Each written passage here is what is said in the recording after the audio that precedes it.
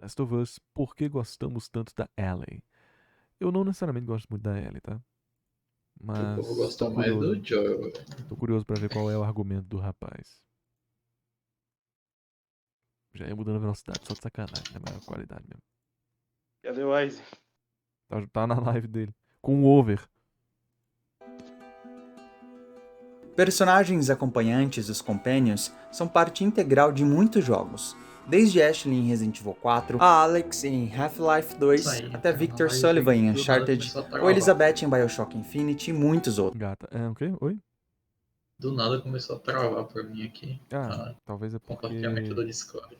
Talvez é porque eu não tenha feito. Uhum.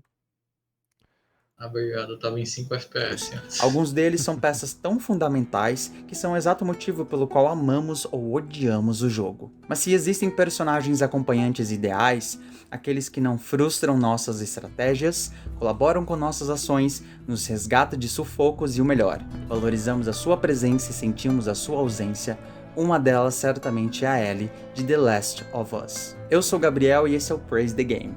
Inscreva-se clicando no botão abaixo e fique de olho nos próximos vídeos. Isso aí é São Paulo. Geralmente, esses personagens são inseridos para nos lançar o desafio das Escort Missions, ou as missões de escolta em português, em que precisamos levar nossos companheiros do ponto A até o B, enquanto os protegemos dos perigos que surgirem ao longo do caminho. O controle que temos sobre esses personagens é mínimo ou inexistente. Seu comportamento é determinado por uma inteligência artificial. A parte mais frustrante desse tipo de objetivo é que a falha muitas vezes não vai ser cometida por uma má decisão do jogador, e sim por uma escolha equivocada da inteligência artificial. O jogador acaba pagando o preço por um erro que não foi seu, então nada é aprendido. Uma das piores sensações em um jogo é sentir que você está sendo prejudicado por algo que você não tem qualquer controle para pelo menos minimizar os danos. O resultado é um efeito completamente oposto da proposta. Se a ideia de escoltar um companheiro um tanto indefeso é criar um sentimento de altruísmo, fazer o jogador adquirir esse senso de proteção e cuidado com esse personagem, a partir do momento que ele atrapalha o fluxo de gameplay, ele passa a ser uma pedra no sapato. O jogador começa a odiá-lo e a proposta cai por terra. Em The Last of Us, vamos acompanhar nosso protagonista Joel em uma missão em que seu objetivo é conduzir uma adolescente, Ellie, até o outro lado do país.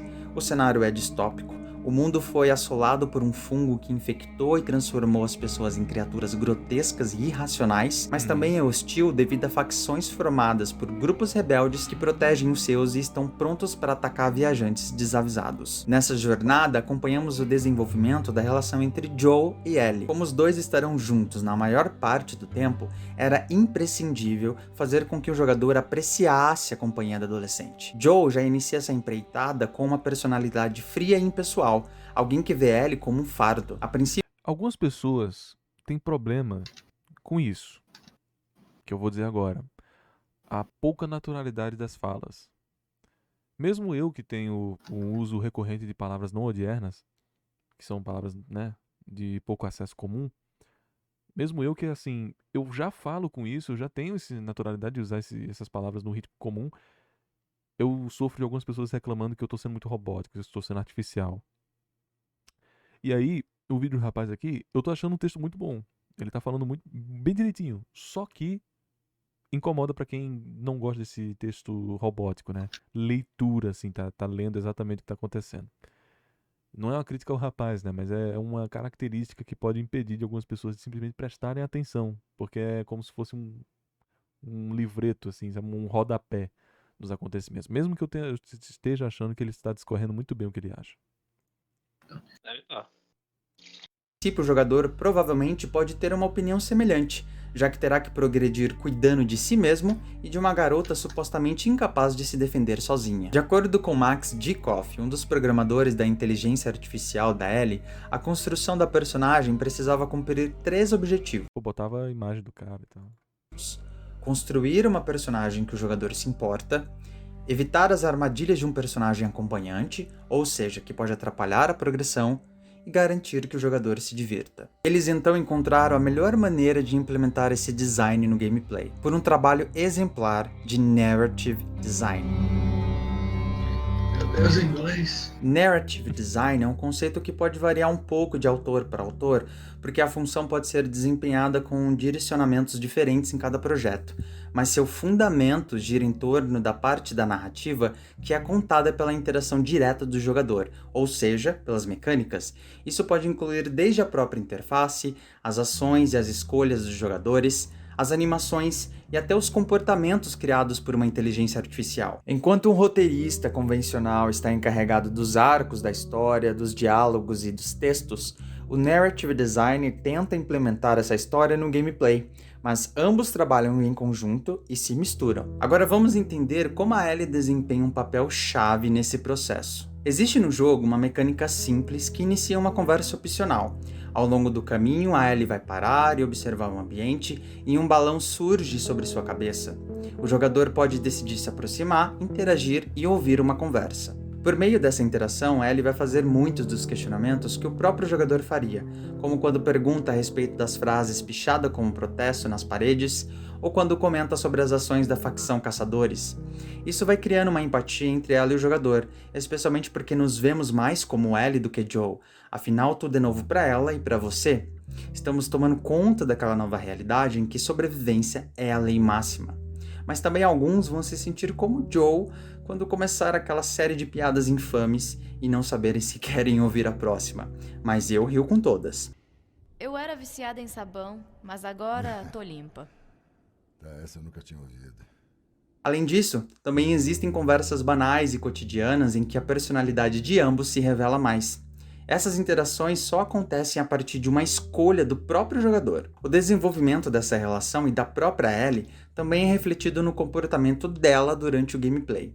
De início vemos uma adolescente bastante extrovertida e tagarela, mas logo depois da cena em que ela salva o Joe usando uma arma e depois é repreendida por ele por causa disso, você pode reparar que a Ellie vai ficar mais quieta, vai parar e esperar de braços cruzados em vez de explorar curiosa como antes, mostrando claramente como ela ficou chateada.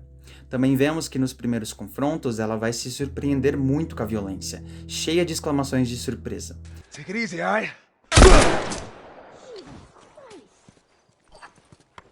Mais tarde, quando ela ganha a confiança de Joe e passa a usar armas, percebemos que ela fica confiante e agressiva, atacando os inimigos com expressões de fúria.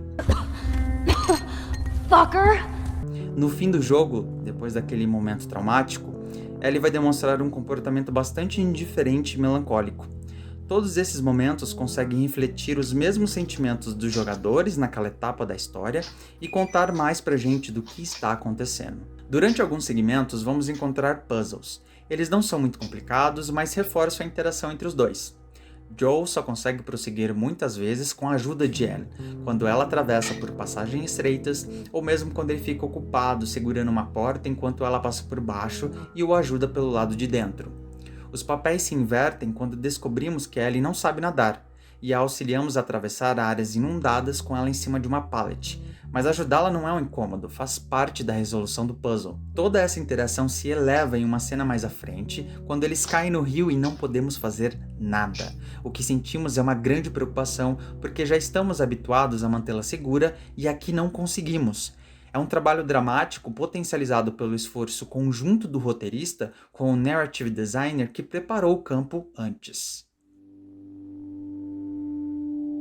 Dentro dos principais tipos de desafios que o jogo nos propõe estão o gerenciamento de recursos, no caso os itens, e o combate.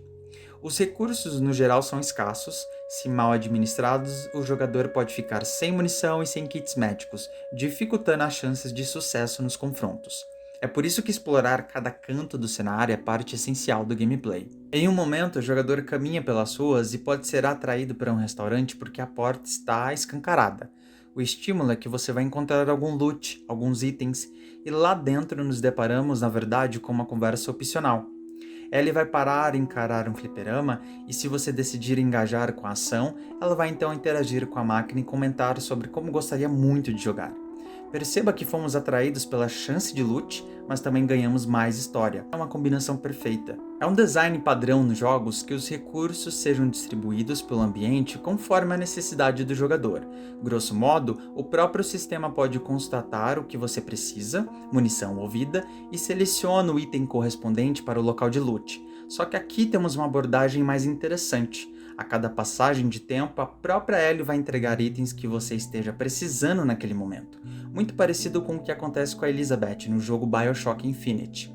A Ellie, inclusive, pode repreender o jogador se ele ficar parado, desperdiçar munições fora de combate e usar medkits sem necessidade. As ocasiões, claro, não são frequentes, senão o jogador veria a Ellie apenas como uma fornecedora, mas são muito oportunas, fortalecendo essa parceria. Já no combate, a Ellie consegue nos auxiliar de duas formas. A primeira, ela pode nos avisar dos perigos próximos quando o ataque inimigo está fora do campo de visão do jogador, fazendo aqui o trabalho quase de uma interface, mas de maneira diegética, contextualizada no universo do jogo. A segunda, ela participa ativamente do confronto. No início, ela vai somente arremessar tijolos e garrafas, atordoando os inimigos, e depois ela vai efetivamente matá-los quando poder usar armas. Entretanto, o papel da Ellie nunca é assumir a frente do combate. É por isso que a mecânica é ativada em momentos pontuais. Quando Joel é surpreendido por um inimigo em uma situação desfavorável, seja porque está com pouca vida ou estava em stealth, Ellie pode se precipitar e lançar um tijolo contra o inimigo, trazendo aquela vantagem para o jogador. Uma outra situação de perigo é quando Joel é agarrado e Ellie pode vir em seu socorro e atingir o inimigo por trás, muitas vezes te salvando de um ataque que seria fatal. É um sistema que também demonstra ali qualidade de gameplay emergente. O contrário também acontece. Embora na maioria das vezes a Ellie mesmo vai se livrar do inimigo, ela pode sim ser agarrada e se tornar uma vítima. Nesses momentos vai aparecer uma notificação exigindo uma ação do jogador para salvá-la. Isso poderia se tornar um incômodo, pois iria fazer o jogador parar a sua ação e correr até ela. Não, mas isso é bom mesmo. O design inteligente aqui é que isso só pode acontecer justamente quando ela está próxima de Joel, e não distante. Então salvá-la não vai interromper o seu fluxo de combate, pelo contrário, vai parecer natural e vai fortalecer esse laço com essa troca de apoios. Agora, o combate também envolve segmentos de stealth. Um jogador paciente e cauteloso pode abater todos os inimigos sem ser avistado ou simplesmente passar despercebido e avançar para o próximo cenário. Quando ambos estão atrás de uma cobertura, Joel cobre a Ellie, reforçando ali o senso de proteção. Caso o jogador seja revelado e consiga se esconder de novo, ela também vai recuar e sair de combate. Porém, essa experiência poderia ser completamente desanimadora se todo esse esforço fosse frustrado pela Ellie, afinal não temos controle sobre seu comportamento. É por isso que a saída aqui foi estabelecer que a Ellie seria basicamente invisível para os inimigos quando o jogador estivesse em stealth. Em algumas ocasiões, é possível notá-la saindo de uma cobertura para se reposicionar, e mesmo fazendo isso na frente do inimigo, nada acontece. A imersão até pode ser comprometida por uns segundos, mas é um bom preço a se pagar para manter a boa relação entre ela e o jogador.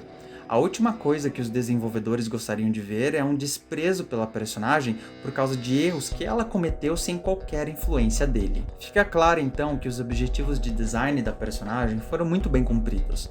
Ganhamos empatias por ela e pelas interações que compõem o narrative design, valorizamos a sua presença por ela trazer utilidade nos desafios que precisamos enfrentar e não nos frustramos com nenhum dos possíveis comportamentos porque qualquer comprometimento de gameplay foi eliminado. Toda essa progressão e desenvolvimento que tanto Joel quanto o jogador criam com a Ellie tem seu momento mais significativo próximo do fim do jogo. Ellie vai compreender o preço da sobrevivência nesse mundo hostil ao sentir que perdeu um pouco da sua humanidade, enquanto Joel finalmente se rende e abre seu coração, se dando conta de que amar sempre vale a pena. Depois desse acontecido, Ellie vai ter um comportamento bastante melancólico e distraído enquanto a dupla continua sua jornada. Uma das mecânicas que mais veremos no jogo é se posicionar e dar apoio para algum personagem alcançar o topo de um muro ou uma escada. Ela é tão comum e imprevisível que passamos a repeti-la no automático. O personagem acompanhante se aproxima de imediato sem delongas. Dessa vez, porém, somos surpreendidos. Ellie não se aproxima. Assim como o próprio Joe, o jogador é estimulado a ir atrás dela, descobrir se está tudo bem e chamá-la para que ela venha colaborar. É por essa quebra de mecânica que entendemos a nível de gameplay que tudo está mudado nessa relação. E não para por aí. Logo em seguida, os personagens vão se deparar com uma girafa invadindo o prédio por uma abertura na parede. A Ellie hesita um pouco, ela fica admirada pelo animal, mas com medo fica recuada. Nós, como jogadores, tomamos a frente e podemos escolher interagir com a girafa. Mostramos para Ellie que está tudo bem, que ela pode confiar, pode se aproximar e fazer Girafa dá um carinho no animal. pesco-tapa aí, né? E por um Aí momento estoura vemos ela no aquela Ellie toda contente mais uma vez. A mesma Oi? A girafa dá uma porrada no pescoço aí e mata os dois na Pra. hora. que ganhou nossa admiração. Acho que nesse ponto já entendemos o poder narrativo de uma mecânica, não é mesmo? Vídeo interessante. Eu só Obrigado por ter ficado até aqui. Se você gostou, achei o vídeo interessante, mas só não sei, assim, se isso incomoda algumas pessoas justamente porque não tem esse ar de naturalidade dos eventos. É um vídeo muito sério, né? Ele poderia ter tido É. uma dinamicidade um pouco mais no vídeo. Mas tô palpitando sobre o que eu É, vejo. é que assim, Gu, esse vídeo do rapaz sobre The Last of Us Part 1 é um vídeo muito, como é que eu digo? Seguro não é a palavra correta que eu busco. É um vídeo, ok, ele atenta aos detalhes, incluindo o vídeo, bom pra ele. Mas assim, questão de época mesmo. Porque muita gente que jogou, acho que muita gente jogou The Last of Us Part 1. E tipo assim, muitos desses detalhes eles estão muito assim, positivos na primeira jogada. Eu achei um vídeo bacana de se atentar a É um vídeo detalhes, bacana, é mas um vídeo não óbvio. trouxe muito, sabe? É um vídeo meio Eu, óbvio, né? Ele discorre uma é, coisa que todo mundo consegue perceber. E, sinceramente, não é um problema. É um problema você lançar isso em 2024, né? Todo mundo já, é. todo mundo já manjou isso.